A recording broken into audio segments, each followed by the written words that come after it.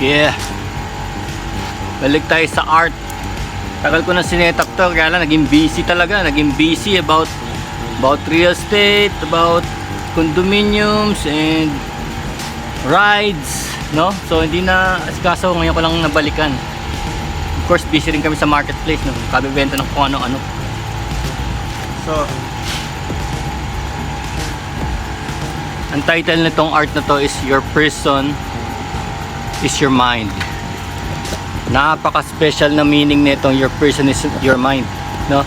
Sometimes yung society sasabihin sa'yo kung ano at kung anong kaya mong gawin at hindi mo kayang gawin. Ang society magsasabi, no?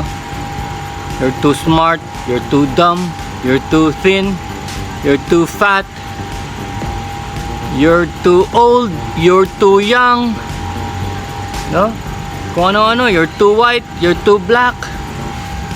Society ang nagdidikta ng kung ano-anong dapat at hindi mo dapat gawin, no? It's too hot, it's too cold, it's too deep, it's too shallow, it's too high,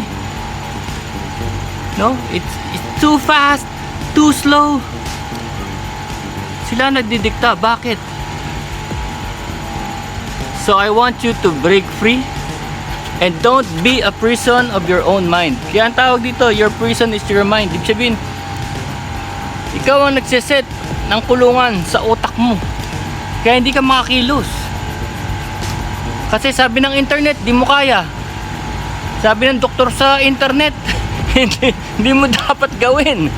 Yung doktor sa internet, yung mga vlogger, nagsasuggest pa ng dapat mong kainin, hindi kainin, dapat mong gawin, hindi dapat gawin. Sila pa ang nagsasabi na ikaw naman naniniwala ka. Don't be a prison of your mind. Yan yung sinasabi nitong art nito. Let's start.